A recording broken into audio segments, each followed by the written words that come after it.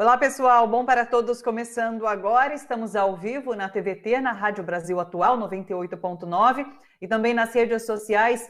Manda seu comentário no facebook.com/RedeTVT ou youtube.com/RedeTVT. Eu quero ler seu comentário, manda aqui pra gente, pergunta, sugestão, o que você está achando do programa, sobre as discussões que teremos hoje. Olha só, daqui a pouco participa Leandro Forte, jornalista, vai trazer uma análise sobre as principais notícias do dia pra gente.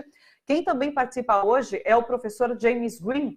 Ele é professor de História da América Latina na Universidade de Brown, nos Estados Unidos. Ele vai falar um pouquinho sobre relação Trump e Bolsonaro, como os dois presidentes têm lidado com a pandemia do novo coronavírus nos seus respectivos países. Inclusive, Trump hoje fez críticas ao Brasil, disse que se tivesse adotado a mesma política que o Brasil, eles teriam até mais mortos por coronavírus. Então, vamos falar sobre tudo isso com James Green, professor da Brown University.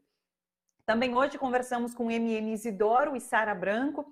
O Isidoro, que é produtor cinematográfico e cultural, a Sara, que é advogada de direitos humanos.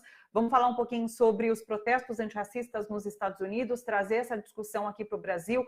Temos a morte de João Pedro recente, a morte nessa semana do menino Miguel Otávio. Vamos falar sobre isso com os dois também. E para finalizar, Arthur Quioro, médico sanitarista e ex-ministro da Saúde, fala um pouco sobre os números do novo coronavírus. Batemos recorde novamente nessas últimas 24 horas em relação a mortes, passamos a Itália, mas tudo isso eu vou te contar agora no nosso giro de notícias sobre, vamos falar um pouquinho sobre os principais destaques dessas últimas horas. Olha só, mais de uma morte por minuto, de fato, causada por Covid-19. Pelo quarto dia consecutivo, o Brasil bateu seu próprio recorde em óbitos. Em 24 horas, morreram 1.437 pessoas. Assim, com 34.021 mortes, ultrapassamos a Itália. Estamos apenas atrás do Reino Unido e dos Estados Unidos. Hoje, a Organização Mundial da Saúde disparou um alerta em relação aos casos de Covid-19 na América do Sul. Num pronunciamento, a porta-voz da entidade, a Margaret Harris, disse que a situação no Brasil e região é, abre aspas, profundamente preocupante, fecha aspas. Harris também fez um apelo para que os governos aumentem o número de testes para detectar o vírus. É a única forma, segundo a OMS, de parar com a transmissão. De acordo com dados do Ministério da Saúde, o Brasil realiza em média 8.700 testes por 1 milhão de habitantes. Enquanto a Itália, que a gente acabou de ultrapassar em número de mortes, testa, em média, 70 mil por milhão de habitantes. Veja bem, 8 mil no Brasil, 70 mil testes na Itália, isso por milhão de habitantes. E aqui eu vou fazer um parêntese para lembrar do caso do Miguel Otávio, de 5 anos, que morreu nessa semana ao cair de uma altura de 35 metros num condomínio de luxo de Recife. O Miguel teve Covid-19, porque a mãe, empregada doméstica, continuou trabalhando apesar dos seus patrões testarem positivo para o novo coronavírus.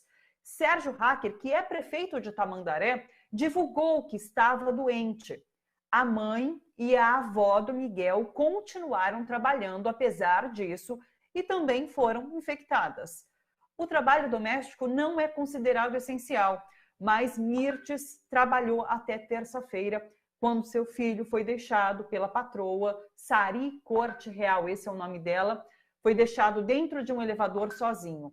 Ela apertou o botão do nono andar, um andar alto do prédio, eles estavam no 5º. Ela apertou o 9º, de onde Miguel saltou para a morte. Esse é mais um ingrediente entre tantos que revoltam na morte do Miguel Otávio, esse garotinho de 5 anos. O governo Bolsonaro acaba de nomear o novo secretário nacional de Vigilância em Saúde. Arnaldo Correia de Medeiros foi indicado pelo Centrão para assumir o segundo cargo mais importante do Ministério da Saúde. Medeiros é graduado em Ciências Farmacêuticas, doutorado em Bioquímica, lembrando que o Brasil está sem ministro da Saúde desde a demissão de Nelson Teich. O ministério é comandado pelo interino, o general Eduardo Pazuello. O Senado aprovou a ajuda emergencial à cultura, batizada de Lei Aldir Blanc, uma boa notícia. O texto determina que o governo federal deverá transferir 3 bilhões de reais numa única parcela aos estados e municípios. O recurso tem que ser aplicado no setor que emprega pelo menos 5 milhões de pessoas em todo o Brasil. A Lei Aldir Blanc ainda determina que a classe artística seja beneficiada com as 3 parcelas de R$ 600 reais do auxílio emergencial. Aprovado no Congresso por maioria absoluta, esse texto agora segue para a sanção ou veto de Jair Bolsonaro. Uma última notícia: em meio à investigação de verbas federais usadas em anúncios, em sites de fake news, Jair Bolsonaro tirou quase 84 milhões de reais do programa Bolsa Família e transferiu esses recursos para a SECOM, a Secretaria de Comunicação do Governo Federal, para publicidade. Pois é, essa é a notícia. Tirou recursos do Bolsa Família e colocou na SECOM para publicidade. Sobre tudo isso, eu vou chamar agora para conversar com a gente o Leandro Fortes, jornalista que está sempre aqui com a gente todas as semanas. Oi, Leandro, tudo bom? Oi, Thalita, tudo péssimo. Tudo péssimo, de fato. Hoje não dá nem para medir as palavras, está tudo péssimo. Dentre todas essas notícias que eu dei, e já ouso antecipar que a pior é a do Miguel, né? A pior é esse caso que a gente acompanhou durante essa semana e que é tão simbólico de tantos crimes, de tanto racismo, de tantas deficiências que passamos aqui no país, né? Thalita, o caso desse menino Miguel é extremamente revelador do tipo de classe dominante que nós temos hoje no Brasil. Do que tipo de classe dominante emergiu do golpe de 2016, do fim dos governos do PT e a chegada dos neofascistas, dos neoliberais neofascistas ao governo. Assim, é um garoto pobre, preto, filho de uma empregada, colocada dentro de um elevador de serviço, né? Porque era o filho da empregada, ela colocou dentro do elevador de serviço. Se tivesse colocado dentro do elevador social, ele não teria tido acesso à casa de máquinas do elevador e não teria caído para a morte naquele prédio de 35, né, de não sei quantos andares, lá, 35 metros de altura que ele caiu e morreu. É muito triste, né, a morte em si, mas ela é tão emblemática da situação que nós vivemos hoje, dessa classe dominante horrorosa, corrupta, né, fascista, né, que tomou conta do Brasil. É o clima do Brasil esse. A morte desse menino é o ápice do racismo, do fascismo, né, da desumanidade que nós vivemos hoje, que emana do Palácio do Planalto, que é uma doutrina que está sendo espraiada pela sociedade a partir desse presidente demente, ridículo, patético, doente, psicopata, cercado de imbecis, que é o Jair Bolsonaro. Mas assim, eu fazia tempo que eu não vi uma notícia tão triste, tão terrível como essa. E olha que nós temos terríveis notícias todo dia, né? Nós discutimos sobre elas aqui. Mas a morte dessa criança, colocada num elevador em que sadicamente a mulher aperta o 9º andar para ele sumir, e essa imagem dele saindo do elevador, indo para a morte, é uma das coisas mais terríveis que eu já vi na minha vida. Olha que eu sou um jornalista com 34 anos de profissão e já vi muita coisa terrível. Então, assim, essa mulher precisa pagar, mas não só ela, né? O Brasil precisa parar e pensar por que nós chegamos a esse momento em que uma pessoa sádica, doente, mulher de um prefeito, que contaminou ela e o marido, a empregada, o filho, a avó do menino, né? que empregava a mulher pela prefeitura, ou seja, prevaricando, né? Pagando de forma corrupta, utilizando funcionários da prefeitura. Parece que a manicure que estava fazendo as unhas de madame também é da prefeitura. Então, essas pessoas têm que pagar, e pagar muito caro. Não é só pagar em dinheiro, não. Ela tinha 20 mil reais, Thalita, que pagou de fiança na hora, sacou do bolso. 20 mil. Por que não deixava a empregada em casa e pagava ela, como as pessoas decentes estão fazendo?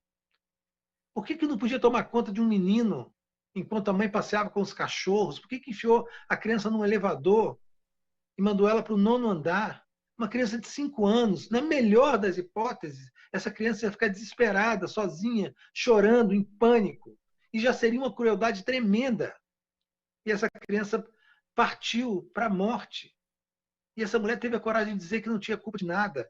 Essa mulher tem que ser presa, essa mulher tem que ser condenada. Ela, o marido e toda essa sociedade que gerou essas pessoas. A gente tem que dar um jeito de se livrar dessa armadilha política e social que nós nos metemos, Thalita. Hoje, deputados do PSL entraram num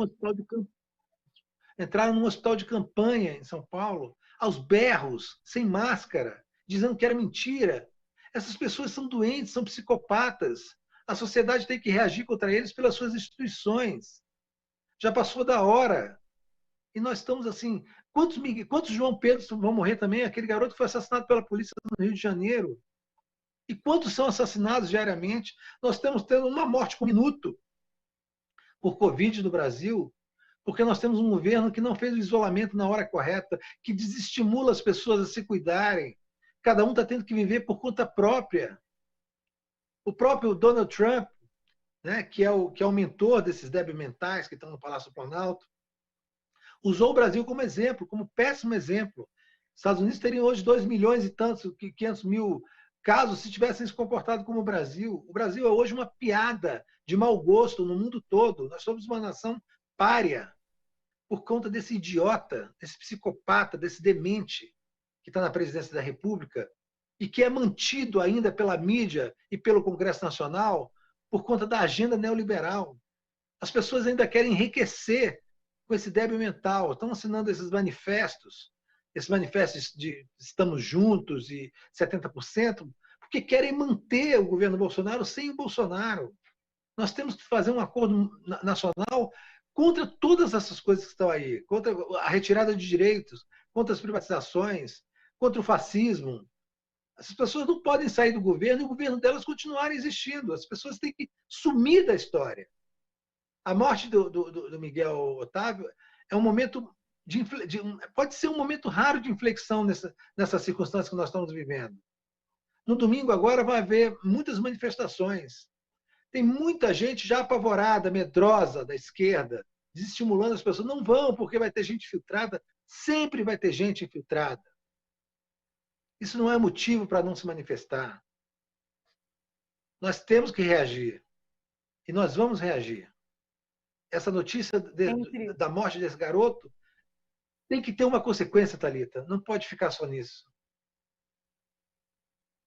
Era nesse sentido que eu queria completar, inclusive, dizendo que nesse momento acontece uma manifestação em Recife, manifestantes caminham em direção ao prédio, a essas torres gêmeas, né, que acho que até o Leandro pode falar melhor sobre o que são essas torres gêmeas em Recife. Eles caminham até esse local onde o menino Miguel morreu para depositar flores, para se manifestar de alguma forma por conta da indignação que esse momento pede.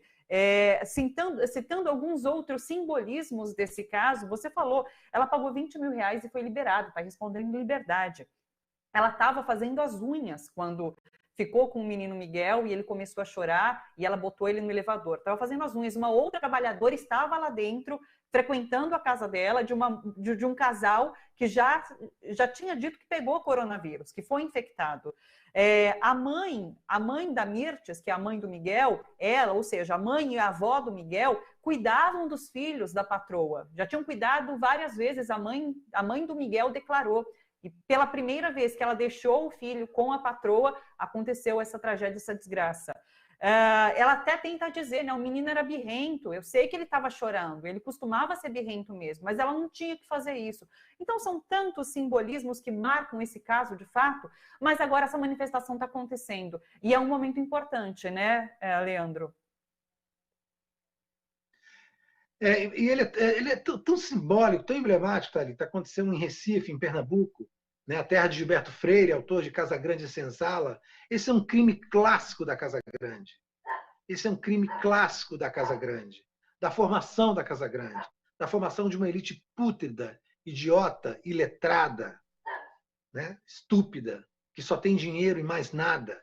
Esses 2 prédios, as Torres Gêmeas em Recife, tá ali, eles formam junto uma agressão ao visual do litoral da cidade ficou sob júdice muitos anos, até que conseguiram erguer essas duas torres, assim, um monumento ao mau gosto, ao novo riquismo, onde vivem pessoas exatamente como essa Sari Corte Real e o marido, prefeito de Tamandaré, que utilizava funcionários para trabalhar na sua casa, exatamente como a Casa Grande utilizava escravos para cuidar dos seus filhos. São incapazes de cuidar dos próprios filhos e são incapazes de cuidar dos filhos dos outros, ainda mais se essas crianças forem pretas, se forem pobres, porque eles têm um desprezo absoluto pelos pobres e pelos pretos. E eles é que não são gente, é eles que não têm humanidade. Eles é que deveriam apodrecer em cadeias e nunca mais colocarem o pé para fora de uma penitenciária. Nunca mais falarem com pessoas decentes. Essa gente tem que ser punida exemplarmente. Esses prédios bregas, né? Esses monumentos à breguice e ao mau gosto, são exatamente assim, os símbolos da Casa Grande no Brasil. Esses condomínios de luxo, onde as pessoas são da pior qualidade, onde seres humanos da pior qualidade, onde não humanos convivem com seus preconceitos. Muito triste tudo isso, Thalita, muito, muito triste tudo isso. Leandro, agradeço pela participação, pela análise, pela sua contribuição sempre aqui com a gente. Muito obrigada, um beijo para você. Um beijo, Thalita. Pessoal, deixa eu ler alguns comentários, daqui a pouco também vou passar alguns recados. Alicia Rodrigues de Souza falou, não sei até quando iremos aguentar tais situações. A Joana Carvalho falou, Leandro Fortes mandou a real. Maria Brunhosa deu boa tarde para a gente, falou que não perde o programa, os comentários. A Joselita Santana falou, Tamandaré, Recife, Brasil, brasileiros acordem.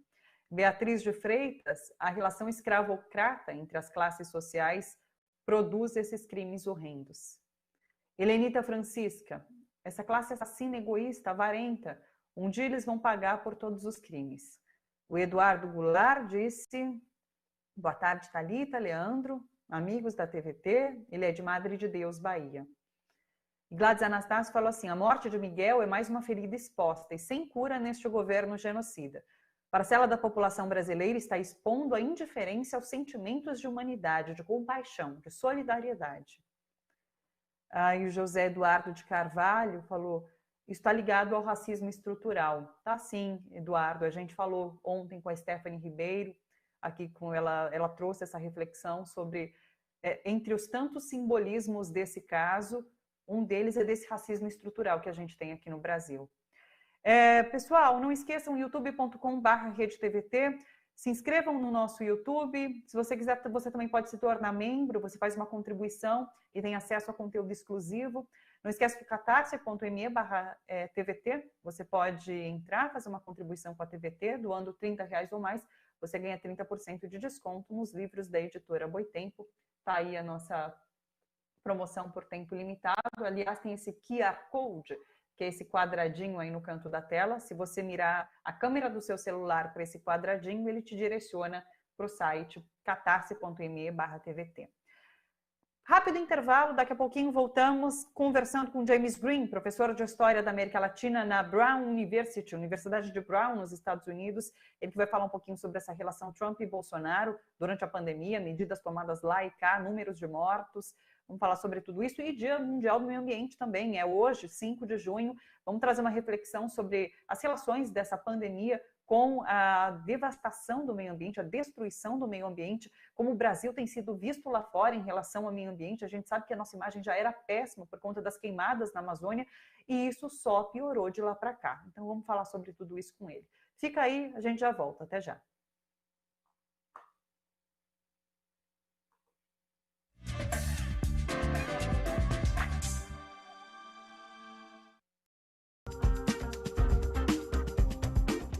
Esse governo não representa a maioria da sociedade brasileira. A sociedade brasileira não é racista. A sociedade brasileira não é xenófoba. A sociedade brasileira não quer se armar. A sociedade brasileira quer viver em paz. A sociedade brasileira precisa de trabalho, terra, escola, educação e renda. E esse governo não tem nenhum compromisso com o povo brasileiro.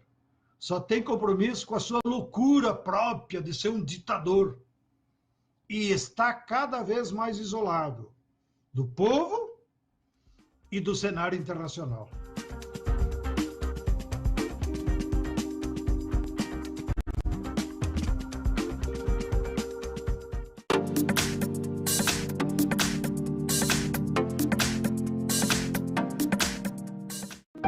Esse coronavírus mudou toda a nossa vida. Eu não tô mais indo pra escola, papai tá trabalhando no computador, nem na casa da vovó a gente tá indo mais. Só a minha mãe que tá saindo pra trabalhar todo dia. Ela trabalha na Caixa. Diz que tem um montão de gente que depende dela. Ela diz que consegue ajudar tanta gente porque a Caixa é um banco público. Eu não sei direito o que é isso, mas deve ser muito bom. Quer saber? Eu tenho muito orgulho dela. Obrigado, pessoal da Caixa. Vocês ajudam o Brasil a seguir em frente.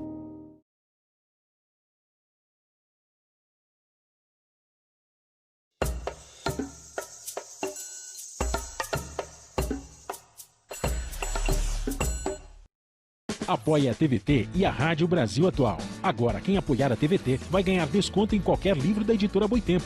Faça uma doação de R$ 30 e ganhe desconto de 30% no site da Editora Boitempo. Promoção por tempo limitado. Acesse catarse.me/TVT e apoie a TVT e a Rádio Brasil Atual.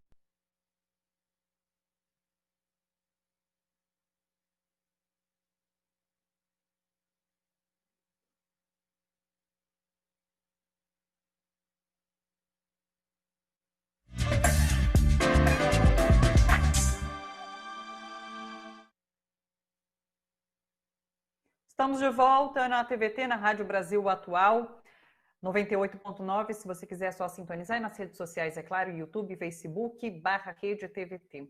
Olha só, o Brasil tem hoje mais de uma morte por minuto por conta da Covid-19. A América do Sul é epicentro da pandemia do novo coronavírus. Segundo a Organização Mundial da Saúde, a situação no Brasil e região é profundamente preocupante. Diante dessa pandemia, o Brasil está caminhando para uma catástrofe que talvez seja a pior de sua história.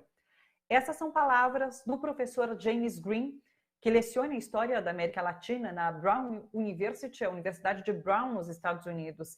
Ele também é um histórico ativista pelos direitos humanos nos Estados Unidos e no Brasil e acompanha em detalhes a conjuntura brasileira, liderando inclusive ações internacionais pela democracia.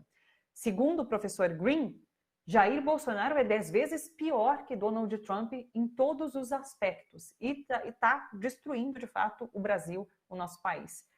É com o professor James Green que a gente conversa agora. Olá, professor, uma honra recebê-lo aqui no Bom para Todos. Tudo bom? Bem, tudo bem. Professor, o Brasil então cruzou essa marca de 34 mil mortes, superou a Itália, lembrando que apenas os Estados Unidos com 107 mil mortes e Reino Unido com quase 40 estão à frente do Brasil nesse momento. Há especialistas que apontam, inclusive, que passaremos os números dos Estados Unidos. Você apontou numa entrevista recente que Bolsonaro e Trump têm essa política parecida, mas, como eu acabei de dizer, Bolsonaro seria pior. Muito por conta dessa política adotada aqui no nosso país. Trump hoje deu uma entrevista, falou que se tivesse adotado uma política como o Brasil adotou, o número de mortos lá teria sido muito maior do que é hoje. Eu queria saber qual a sua avaliação sobre tudo isso. Brasil e Estados Unidos, nesse momento, realmente competem? É uma competição em número de mortos pela Covid-19.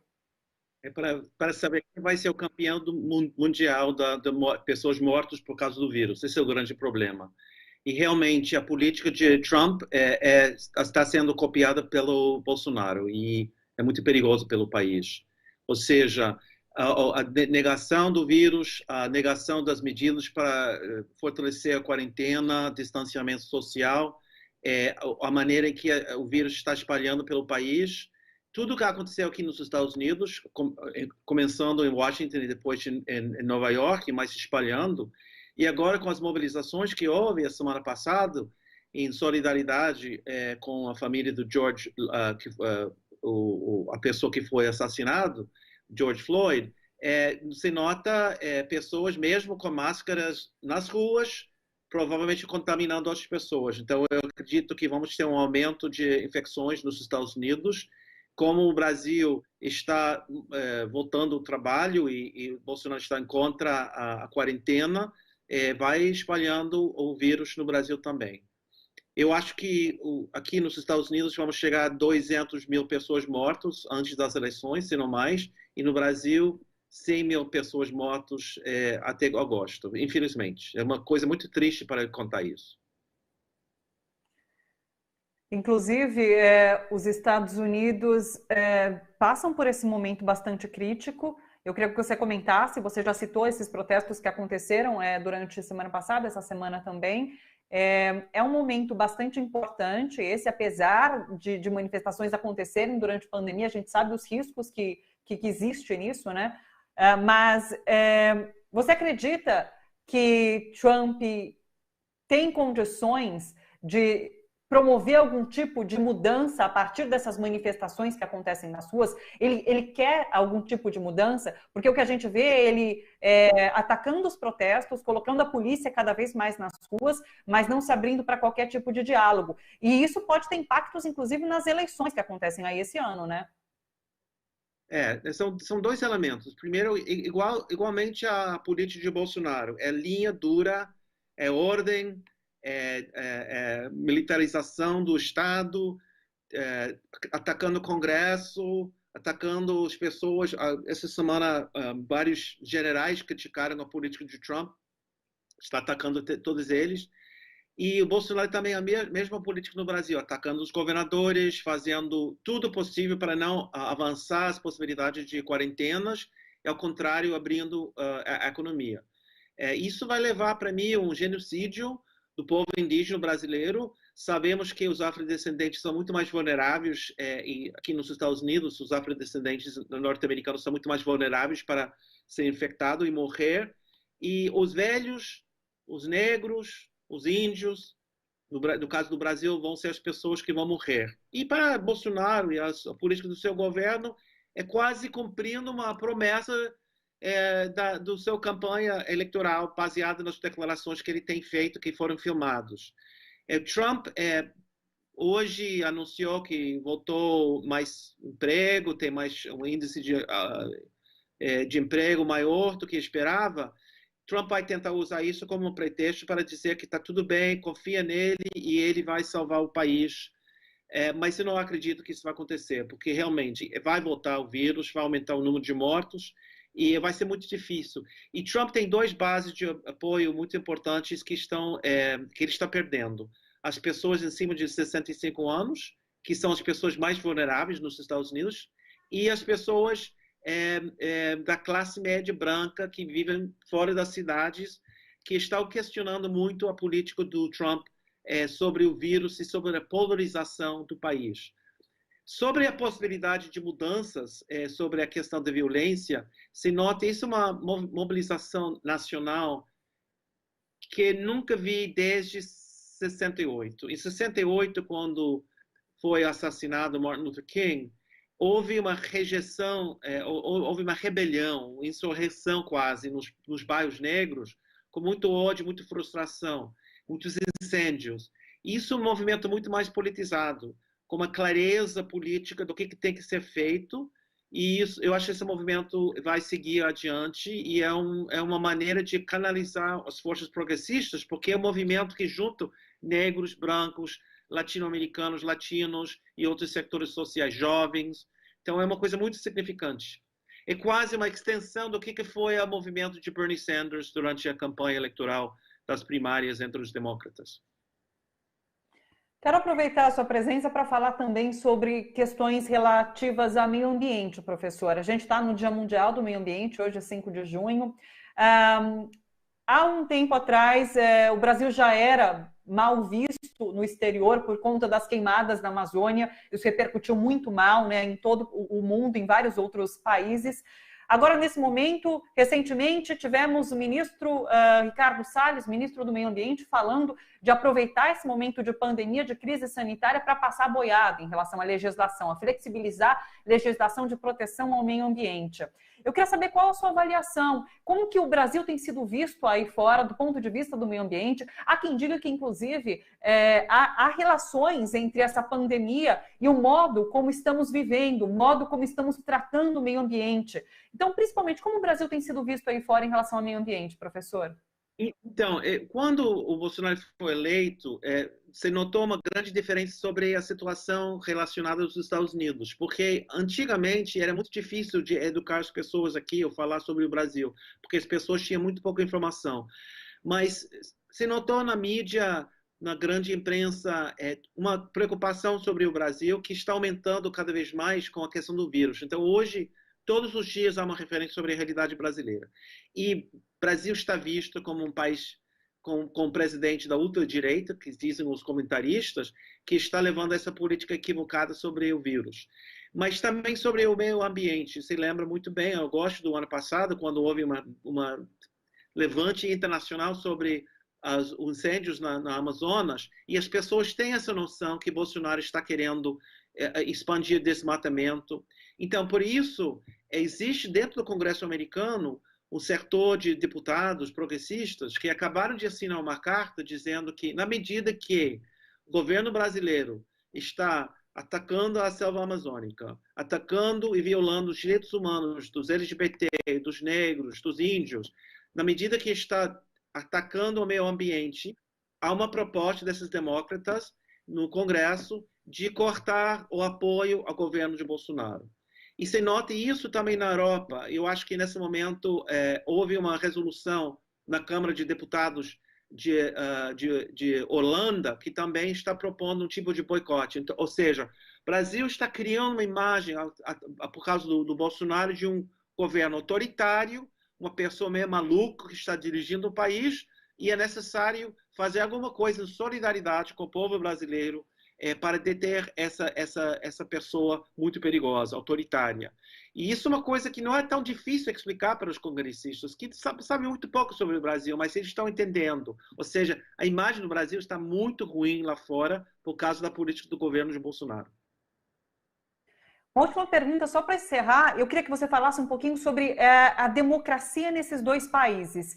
A gente sabe que a democracia nos Estados Unidos parece ser mais sólida do que aqui no Brasil. Passamos pelo regime, pela ditadura militar, que foi uma ruptura nesse processo democrático. O que se coloca agora, e eu já conversei com especialistas e com pessoas que estudam a história e fazem projeções, inclusive, eles dizem que numa possível eleição em 2022, caso Bolsonaro perca essa eleição, uma parcela da sociedade pode não aceitar esse processo, essa democracia, pode não aceitar esse resultado das urnas. E isso pode acontecer até antes, na verdade. Bolsonaro pode endurecer ainda mais o seu discurso e podemos partir para um regime mais autoritário.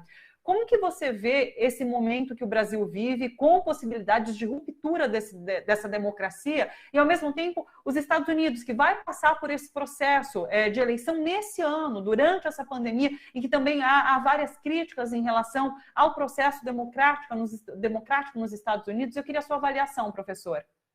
Não, inclusive que você toca num assunto muito importante, ou seja, na medida que Trump está perdendo o apoio, ele sabe que está perdendo o apoio pelas pesquisas, ele está implantando uma ideia, introduzindo uma ideia de que vai ter fraude eleitoral, que quando você pode votar pelo correio, isso vai gerar muito fraude, e ele vai justificar isso se ele perder as eleições para dizer que ele ganhou as eleições. Eu acho que tem uma possibilidade de um grande enfrentamento em novembro, e talvez seja a crise mais séria dos Estados Unidos desde a Guerra Civil. No Brasil, eu acho que existe nesse momento uma frente democrática sendo construído, somos 70%. Eu acho que isso engloba vários setores, desde a esquerda até o centro, de esquerda até o centro, até setores mais centro-direita, que estão unidos nesse momento. E a questão é se eles ganharam as eleições, se Bolsonaro vai justamente mobilizar a sua base dentro do exército para fazer um golpe militar. E eu acho que isso muito depende do processo. É muito difícil prever o que vai acontecer no Brasil daqui a 2 anos e meio, mas é um grande perigo. Se Trump for derrotado, vai ser uma grande derrota para Bolsonaro no Brasil. Se Biden for eleito, mesmo que Biden não é uma pessoa muito progressista, não é uma pessoa da esquerda, vai ser uma derrota para o projeto de Bolsonaro no Brasil. Então, esperamos que isso aconteça para que Bolsonaro fique mais isolado internacionalmente. Claro. Professor, quero agradecer demais a sua contribuição hoje aqui com a gente. Muito obrigada por trazer seu conhecimento. Obrigada, até uma próxima. Obrigado. Pessoal, rápido intervalo, fica por aí, a gente já volta com uma conversa com MM Isidoro, Sara Branco e ainda hoje Arthur Quioro também participam aqui do Bom para Todos. Até já.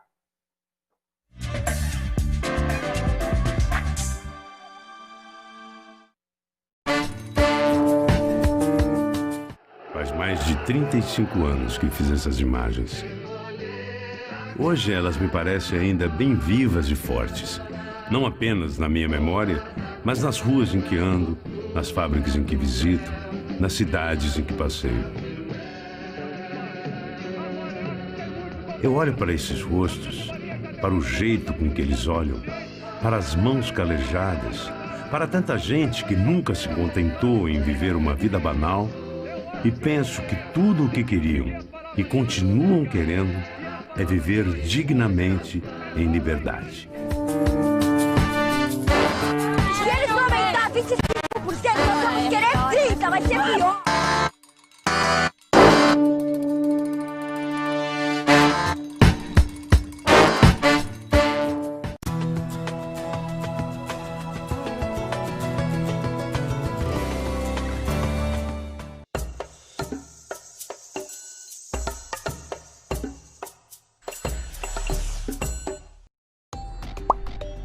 Sabe como seu filho vai ficar em casa e ainda assim continuar aprendendo? Nós preparamos uma programação especial para a turminha do ensino fundamental. Manter uma rotina de estudos é essencial para os pequenos. Então cola aqui no canal de segunda a sexta e vem aprender com a gente.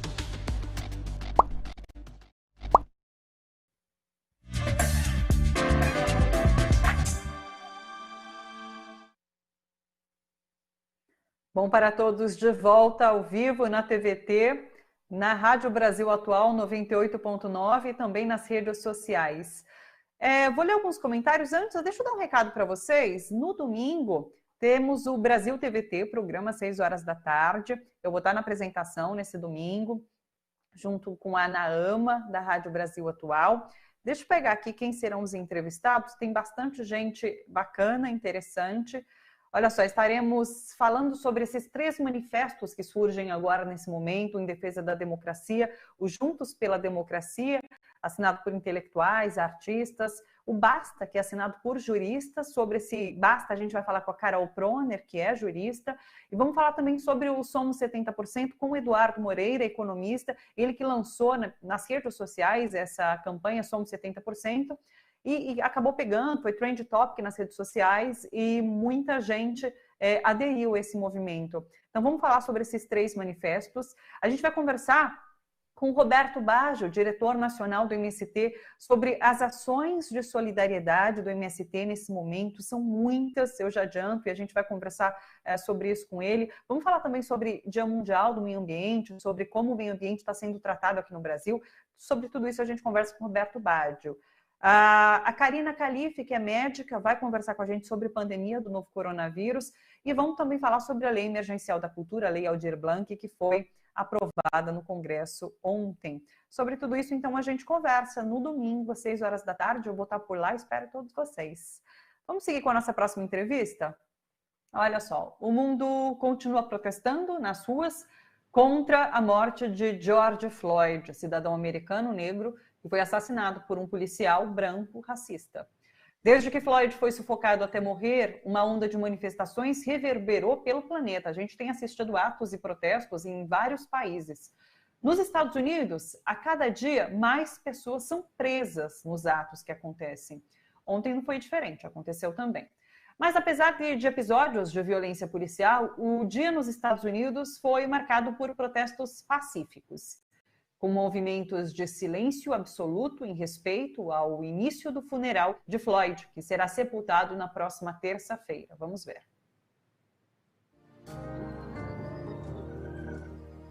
Please be seated. Accept the family.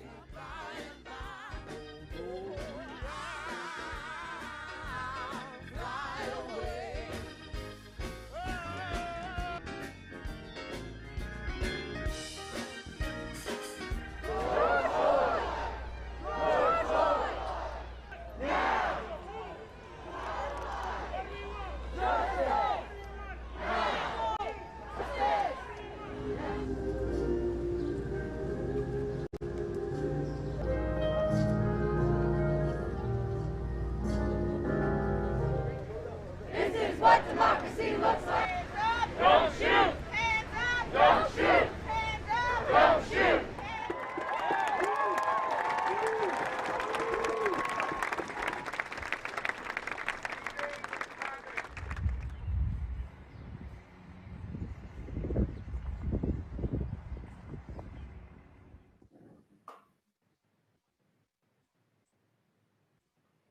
Sobre essa série de protestos antirracistas nos Estados Unidos e também para falar um pouquinho sobre como a pandemia tem afetado o Brasil e Estados Unidos e nesse momento traz à tona, inclusive casos como o do menino Miguel, a gente chama para conversar o M.M. Isidoro, que é produtor cinematográfico e cultural, que já está com a gente. Daqui a pouco quem conecta também é a Sara Branco, que é advogada de direitos humanos, para bater esse papo aqui com a gente. Oi, Isidoro, tudo bom?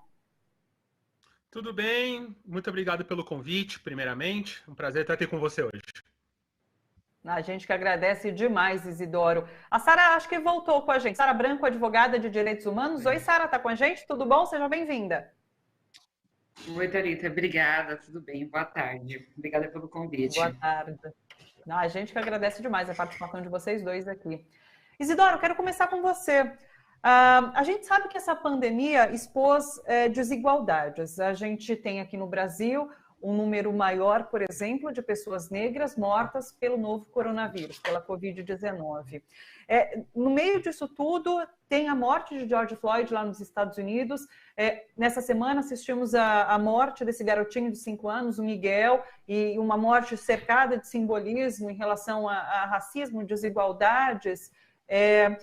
E daí, diante disso tudo, você publicou um texto recentemente falando sobre o normal, que é o que será esse novo normal. E você diz que não existe esse novo normal, que o normal é isso que a gente está vivendo agora. Essa quarentena agora para a gente é o normal. E que a gente, inclusive, não pode voltar ao normal. A gente precisa mudar essas condições. Senão, tudo isso que eu comentei agora vai continuar existindo. A violência policial vai continuar existindo. Jovens negros vão continuar morrendo. Então, assim, esse momento que a gente vive é, de alguma forma, uma oportunidade para a gente fazer uma reflexão, para mudar estruturas, para melhorar. Sim, com toda certeza. Porque o normal para a gente... O que a gente achava normal não era um normal bom, né? Se a gente levar a gente que é negro, pessoas que estão sendo abusadas em casa, mulheres, crianças, a população LGBT+, para muita gente no mundo, o normal que a gente conhecia não era uma coisa boa, era uma coisa cheia de opressão, era um normal cheio de um falso senso de meritocracia, de opressão policial, de opressão pelas cores da sua pele, pelo seu gênero, pelo que você imaginar. Então, quando vem uma pandemia e nivela isso, né, a gente começa a todo mundo, não importa se você é rico, se você é preto, se você é branco, se você é pobre, a gente está todo mundo é um problema de todo mundo, né? É um problema de todos nós de não ter ar, de a gente pegar isso e não conseguir respirar. Então, a possibilidade que a gente tem agora, principalmente as populações de risco, é que ferramentas a gente consegue colocar dentro da gente, dentro dessas populações, para a gente sair melhor dessa. Então, é desde simplesmente a gente não necessariamente precisar tanto de dinheiro e estar dentro de um pensamento capitalista para ficar preso a uma alimentação saudável, por exemplo. É a gente aprender a plantar, é a gente lembrar do que os nossos avós faziam. É a gente aprender a achar comida em terrenos baldios, é a gente começar a cuidar da nossa cabeça, porque não é normal a gente pegar 4 horas de ônibus todo dia para ir para um trabalho, para ser humilhado por alguém e voltar para casa e ainda tem que dar amor para o nosso parceiro, dar amor para os nossos filhos e a gente não está com a cabeça boa, sabe? Então, o novo normal é uma coisa que acontece agora. O normal é uma coisa que só se conjuga no presente. Não vai existir um normal daqui 10 minutos, um dia. A gente está no normal agora. O nosso normal agora é ficar dentro de casa, no meio de uma pandemia, com os governos que temos, com as tretas que temos. Então, se a gente começar a plantar semente agora, esse normal pode ser um normal muito melhor daqui, seja 10 minutos, seja 10 anos. E, Sara, essa semente que o Isidoro diz, plantar essa semente, talvez essa semente sejam esses protestos que acontecem nesse momento, as reflexões que a gente tem feito nesse momento por causa da morte de George Floyd dos Estados Unidos, nas mortes que acontecem aqui no Brasil por conta da violência policial e que nos choca essa morte de João Pedro, que foi assassinado em casa, 70 tiros, estava em isolamento com os amigos, dentro de casa, brincando, é morto pela polícia. Nessa semana, repito, o menino Miguel, que foi morto também, em uma morte cheia de simbolismos, da patroa que tinha que cuidar e despacha num elevador de serviço. Então, assim, a semente pode ser, podem ser esses protestos, podem ser essas reflexões que a gente faz agora? Olá, Thalita. Obrigada pela pergunta. Eu concordo, eu acho que a pandemia, ela tem, eu não diria nem... ela escancarou, né? Escancarou algo que os movimentos sociais vêm reivindicando há décadas, né? Principalmente aqui no Brasil, que é a desigualdade racial, que o Brasil tem, que desdobra em desigualdade social, né? Que o problema do Brasil é racial, mais do que social, né? Então é um problema que a gente precisa resolver. E aí eu vejo essa crise do Covid, como as pessoas estão falando, né? Então os negros estão morrendo mais, né? As condições de vida que as pessoas vivem, né? Então o isolamento social ele é um privilégio, né? Então, você ter uma estrutura dentro de casa, com internet, conforto, etc., isso é um privilégio, né? Quando se trata de Brasil, principalmente. Então, eu acredito que, eu espero, na verdade, né? Que agora que as pessoas estão concentradas, eu diria, né? Prestando atenção, né? Nessas mortes que estão acontecendo, de violência policial, o caso do Miguel, que assim, uma tragédia, né? E diz muito sobre como as relações raciais funcionam no Brasil. A expectativa é como que vai ser depois que a pandemia passar, depois que a quarentena passar, será que as pessoas ainda vão continuar fazendo reflexões sobre as desigualdades raciais, mais propriamente no Brasil, porque os Estados Unidos, a gente sempre olha para os Estados Unidos e fala, mas o Brasil não é assim, ainda bem, né, que o Brasil não tem tanto racismo, né, que o Brasil não é racista como os Estados Unidos, lá que os Estados Unidos deve ser ruim, né, e infelizmente as coisas precisam acontecer nos Estados Unidos para as pessoas olharem para o Brasil, né, porque mortes como o do João Pedro acontecem todos os dias no Brasil. Infelizmente, a violência policial no Brasil é uma realidade constante, é diária, o tempo todo, né? Então, mas a morte de George Floyd lá que faz a gente olhar para os Estados Unidos, fazer reflexões sobre as relações raciais lá e não olhar para o Brasil, né? Então, eu espero que a sementinha seja no sentido de que depois que passar esse período de pandemia, de quarentena, que as pessoas se debrucem sobre as relações raciais no Brasil, né, para que a gente, de fato, possa ter avanços concretos. Deixa eu pegar um gancho nisso que você falou, inclusive, para te voltar uma pergunta. Você fala que os protestos nos Estados Unidos que acabaram trazendo a discussão aqui para o Brasil. E nisso tem também um papel da mídia, né, de retratar os protestos lá fora de uma forma diferente de como retrata quando os protestos são aqui no Brasil, né? Exatamente. E a gente sabe que a gente discute muito sobre o racismo institucional, né? Porque o movimento negro, as comunidades, principalmente, que vivem a violência policial todos os dias, elas estão sempre fazendo protesto, né? Sempre tem protesto, né? Nas redes sociais, as pessoas vão às ruas, etc. Mas, de fato, há uma seletividade, né? Uma indignação seletiva, né? Uma preocupação seletiva, que isso tem a ver muito com a história racial que o nosso país, infelizmente, construiu, da gente não olhar para si, negar o nosso racismo, negar a nossa história, né? Negar a nossa realidade e olhar para os Estados Unidos. Então, até mesmo quando a mídia cobre o que está acontecendo nos Estados Unidos, a gente não fala de Brasil, né? E quando a gente fala de Brasil, a gente tenta se salvar dizendo que no Brasil não é assim, né? Então, há uma negação, né? Uma intenção de não olhar, né, para o que acontece aqui. Sim. Isidoro, você falou nessa última resposta sobre a necessidade de repensar hábitos, inclusive, mudar comportamentos, repensar hábitos. E você disse num texto recente, vou te citar aqui numa frase, você pode ficar preso num cofre com bilhões de dólares que você vai morrer. Mas se você ficar sem nada numa floresta, você tem chances enormes de viver. Hoje é Dia Mundial do Meio Ambiente, 5 de junho, e eu queria uma reflexão da sua parte em relação a isso, aos cuidados que a gente tem que ter, de fato, com o meio ambiente para mudar nossas relações, para transformar. Você fez uma crítica ao sistema capitalista que a gente vive, e muito disso, desse sistema, ele é de destruição do meio ambiente, né? Então precisamos repensar também isso. Sim, eu acho que a gente está num momento muito oportuno, porque o Covid ele veio para acelerar as mudanças, eu acredito. Eu não acredito muito nessa coisa de que a gente vai sair melhor. Eu acredito que a gente pode piorar muito antes de melhorar, mas são coisas piores que aconteceriam em 10 anos que vão acontecer em 1, 2. E um deles é a gente olhar para o lado e olhar para a gente, para os nossos, e para a nossa casa, para onde a gente vive. Porque enquanto a gente continuar só honrando a criação de capital e não a criação de valor, isso é um problema. Então, um professor, ele gera muito mais valor de conhecimento do que o dono da rede de escolas, né? E o dono é quem gera o capital, mas e leva com ele a grana, e não o professor que está lá ensinando uma geração inteira de alunos a fazer isso.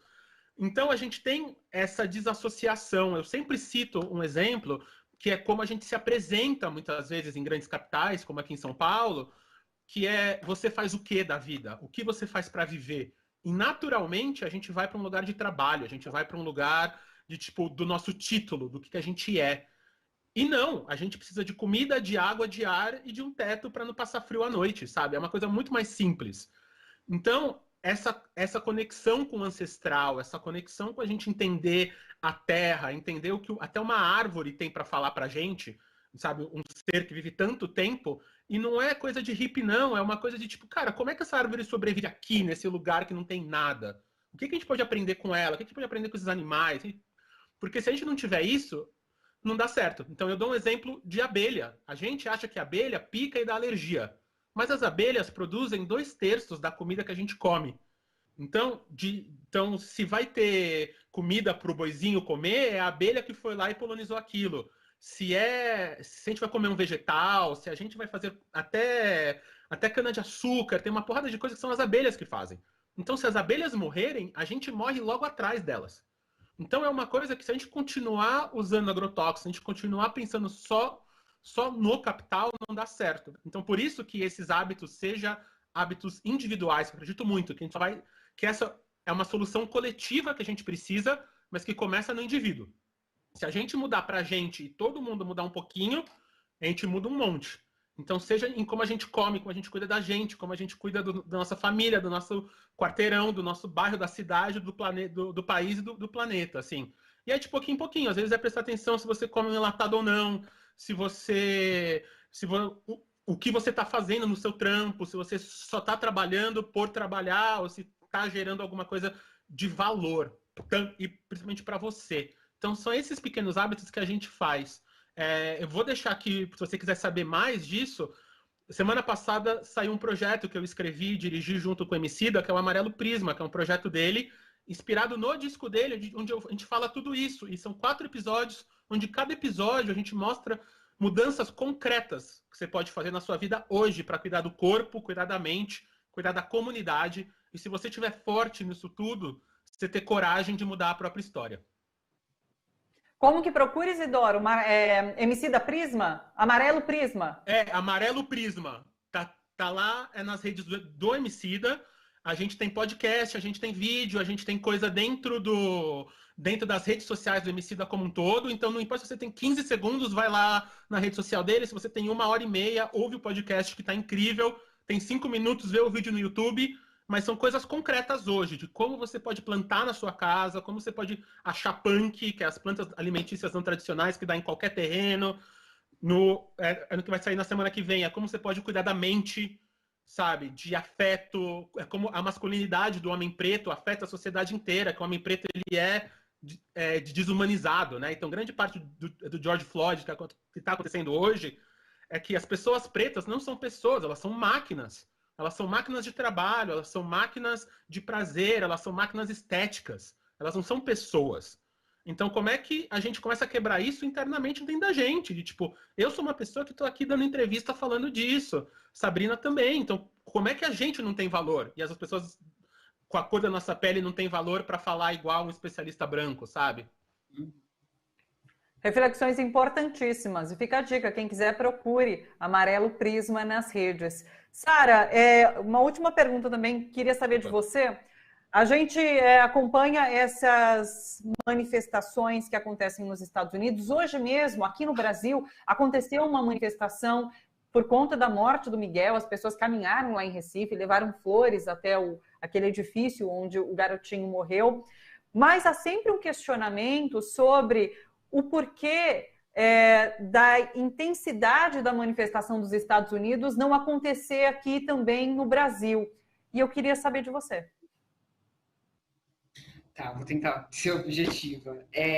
Eu acho que a diferença da intensidade tem muito a ver com a história racial que os dois países possuem, né?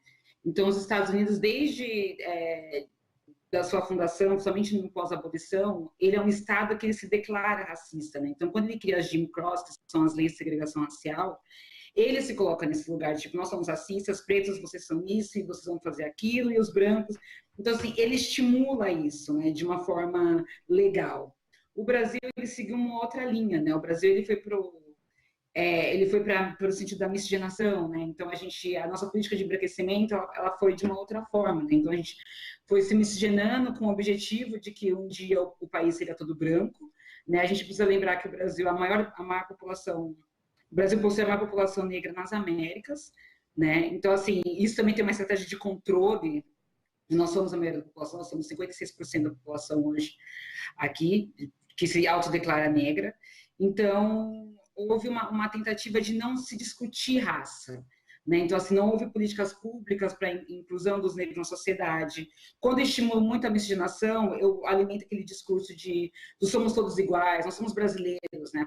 É a cultura brasileira, né? Então, essas coisas, elas são apropriadas, né? A gente não separa, né? O samba é brasileiro, a feijoada é brasileira, né? E aí, quando você faz isso, aí você começa a discutir, não, o problema não é raça, o problema é classe. Então, se você cria política pública para resolver a desigualdade social, você está resolvendo a desigualdade racial, que não é uma verdade, né? Porque o negro, ele pode ascender socialmente e ele vai continuar se deparando com racismo. Eu acho que tem muito a ver com o que o Isidoro falou sobre por que nós não somos qualificados, vistos como inqualificados, ou não qualificados o suficiente, para dar uma entrevista como especialista sobre determinado assunto, né? E isso diz muito sobre a forma como o racismo brasileiro foi construído. E a ideia de miscigenação, a não discutir raça, né? Isso gera uma confusão social sobre pessoas negras que vivem uma vida inteira no Brasil sem saberem que são negras, passam por diversos processos de violação de direitos por conta da questão racial e não se dão conta disso, né? E isso atrapalha o nosso processo de se organizar politicamente, inclusive. Ao contrário dos Estados Unidos, que quando o Estado diz você é negro, você vai para lá, as pessoas elas sabem, né, onde elas estão sendo colocadas, né? Não onde é o lugar delas, mas onde é o lugar que foi dito que é delas, né? E isso faz com que você identifique os seus pares com mais facilidade. Então, eu acredito que no Brasil, esse processo de miscigenação pelo qual a gente passou, a resistência em não discutir raça, falar só de classe, classe, atrapalha o nosso processo de organização política, né? Mas, felizmente, nos últimos anos, acho que na última década principalmente, a gente vem revertendo esse cenário, né? Então, hoje, tanto é que o IBGE, pela estatística do IBGE, o número de pessoas que se autodeclaram negras está aumentando, né? Então, isso tem muito a ver com o processo de autoidentificação, né, da coleta de dados, etc., de especialistas, principalmente no movimento negro, né, de militantes, que reivindicam a coleta de dados, o processo de conscientização das pessoas, para que as pessoas elas começam a se auto-identificar como negras. Sim. Sara, Isidoro, agradecida demais pela participação de vocês e pelas contribuições aqui hoje. Muito obrigada. Espero vê-los numa próxima. Até. Obrigada, Thalita. Boa tarde. Até. Boa tarde, pessoal. Bom final de semana para vocês. Obrigada. Galera, é o seguinte, a gente vai entregar para a Rádio Brasil Atual. Quem está acompanhando, o ouvinte da Rádio Brasil Atual, segue com a programação da rádio. A gente permanece ainda mais uns minutinhos na TV e nas redes sociais, tá bom? Deixa eu ler alguns comentários rapidinho. Para os ouvintes, boa tarde, tá bom? Bom final de semana para vocês. Espero todo mundo aqui às 3 da tarde na segunda-feira. E domingo tem Brasil TVT, tá bom? Até. Marcos Chacon, estamos em um momento de virada para o bem. Se nos unirmos para combater esse desgoverno ou para o mal, se o fascismo instalado persistir. Peraí, temos um novo membro? Deixa eu pegar aqui o nome. Diva Cássia Nascimento. Ela se inscreveu no nosso canal. Agradeço demais, Diva. Se você quiser também, youtube.com/RedeTVT, é só se inscrever no nosso canal no YouTube. Olha só, vou chamar a nossa próxima e última entrevista. Quem participa aqui com a gente agora é Arthur Quioro, médico sanitarista, ex-ministro da Saúde. Arthur, é sempre um prazer te receber, tudo bom?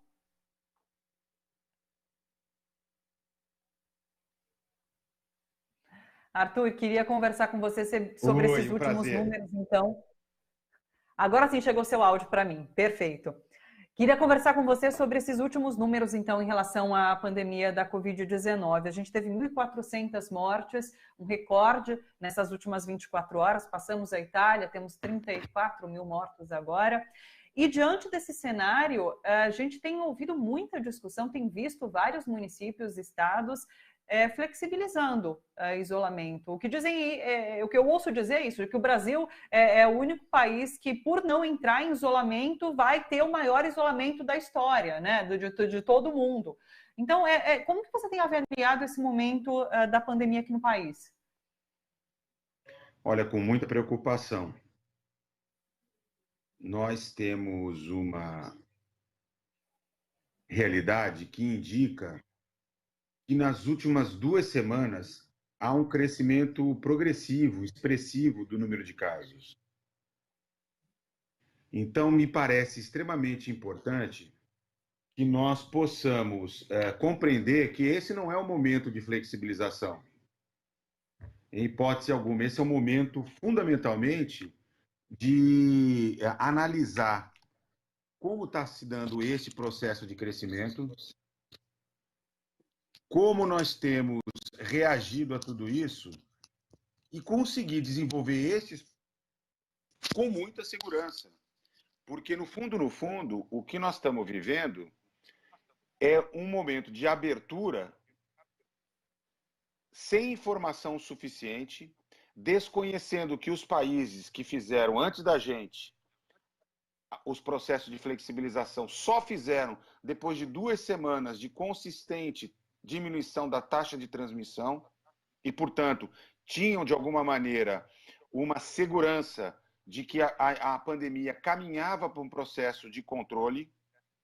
Ainda assim, foram extremamente cautelosos do ponto de vista de progressivamente liberando determinados setores econômicos e atividades humanas, né, testando, buscando novos casos, isolando esses casos, usando ferramentas digitais para poder ir identificando a transmissão da doença, ou seja, não desarmou a resposta.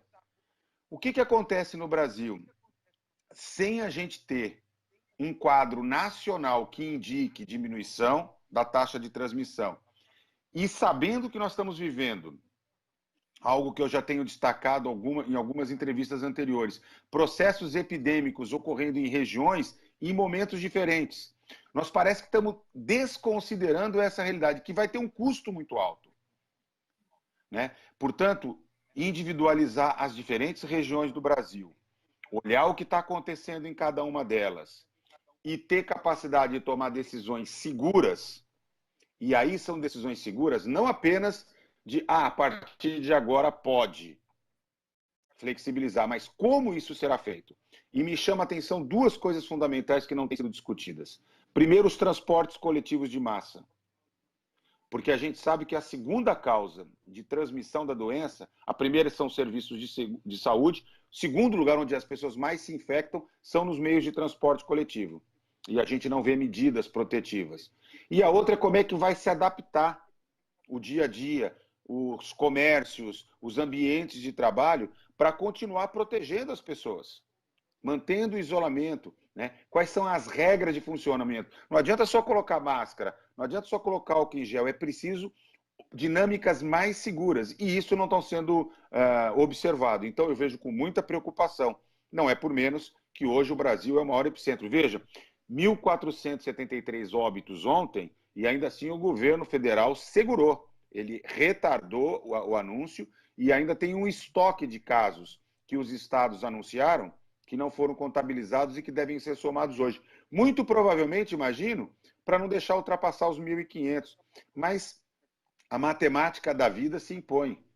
E o que está acontecendo é que, infelizmente, as pessoas estão morrendo em todo o Brasil e, no momento, né, que isso acontece, as autoridades estão discutindo, ao invés de qualificar as medidas protetivas, flexibilizar. Eu vejo com muito problema e acho que o resultado disso virá em 2 semanas.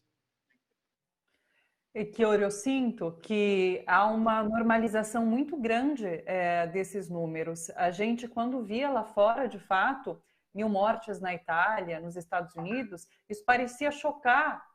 E agora a gente ouve falar em 1.500 mortes e vê que nada está sendo feito. Parece muito óbvio quando saem números de ocupação de leitos de UTI nos estados, que é impossível falar em flexibilização. A maioria está com 80%, 90% de capacidade, de cheio, né? Sem capacidade. Então, como vai falar em flexibilizar sem leitos de hospital? Hoje mesmo a gente viu o Bolsonaro visitando um hospital de campanha em Goiás, um hospital que está sendo aberto agora, sendo que a gente já está há 2 meses nessa pandemia. Rio de Janeiro, que deveria ter 8 hospitais de campanha, tem um funcionando precariamente por conta de desvio de verba. Então, realmente tudo muito impactante, mas parece que há uma normalização desse caos agora. Veja, esse aspecto que você destaca é muito importante. O Brasil perdeu o tempo que tinha ganho entre a chegada da doença nos países do hemisfério norte e a chegada aqui no Brasil. Nós tivemos 40, 50 dias de tempo para que pudéssemos preparar a nossa resposta. Isso não foi feito. Vejam, até agora o Ministério não conseguiu garantir os equipamentos de proteção individual para os trabalhadores em quantidade suficiente, não conseguiu garantir número de testes suficiente. O Brasil continua sendo um dos países que menos testam. É inacreditável, né? O Ministério se propôs a comprar 42 milhões de testes, não conseguiu entregar 10 milhões ainda para os estados. Não conseguiu apoiar os estados e municípios na abertura de novos leitos, na aquisição de respiradores. Quer dizer, é uma bagunça no Ministério da Saúde, não porque estamos no 3º ministro, mas é porque a chegada de membros da equipe, o professor de inglês agora vai descobrir como é que funciona a lógica de abastecimento, de aquisição de equipamentos. Quer dizer, é um bando de gente amadora, voluntarista, que não entende nada do Sistema Único de Saúde, ocupando talvez o posto mais importante, ainda mais quando a gente tem na figura do presidente da República o maior inimigo, né? Mesmo recursos financeiros já aprovados para serem liberados, não chegam. Dos 29 bilhões e meio de recursos novos, apenas 8 bilhões e meio chegaram aos estados e municípios. O relato dos prefeitos e dos governadores é que, assim, não tem mais capacidade de manter as atividades. Então, assim, parece, a despeito de hoje inaugurar um hospital, depois dizer que é gripinha, depois sai e estimula as pessoas a não cumprir o isolamento, né? Apesar de tudo isso, a impressão que eu tenho é que o presidente Bolsonaro continua apostando no caos. continua fazendo valer a ideia de que a vida não vale nada. E aí, como as pessoas que estão morrendo agora são as pessoas mais pobres, uma vez que a doença efetivamente já enfrenta um processo de periferização, parece que são vidas que não contam. Vejam, quando a gente olha boa parte dos jornais, já não abre mais com a Covid, como se a gente já tivesse ultrapassado essa etapa e nós não ultrapassamos. Claro que queremos, eu não sou daqueles que fica aqui defendendo que a gente não vejo a hora da gente poder superar essa tragédia que nós estamos vivendo, mas a que custo? Se nós desmobilizarmos, se nós não falarmos sobre isso, se nós não gerarmos indignação e esse desejo de cobrar as autoridades públicas, as medidas não serão tomadas. Os recursos, o Paulo Guedes vai continuar minguando os recursos necessários para atender os pequenos e médios empresários, para atender os desempregados, os trabalhadores que estão em informalidade, e liberando 1 trilhão e 200 milhões para o sistema financeiro e para as grandes empresas. Isso é inadmissível. Inadmissível em pleno século XXI, em pleno país que se quer como um dos países mais ricos do mundo, como é o caso do Brasil, nós temos nos transformado nessa vergonha em escala planetária. Arthur, agradeço novamente sua participação. Você sempre contribui muito aqui com a gente. Muito obrigada por trazer reflexões importantes para que a gente entenda esse momento que passamos. Muito obrigada, Kioro. Até uma próxima. Um abraço. Até, um abraço. Pessoal, vou me despedindo por aqui. Quero agradecer demais a participação de todos vocês que nos acompanharam pela TV, pelas redes sociais. Dá tempo de eu ler mais alguns comentários? Marcos Chacon. Como alguém disse outro dia, esse desgoverno não está nem aí para as vidas e nem mesmo para a economia, apenas se preocupa com o poder.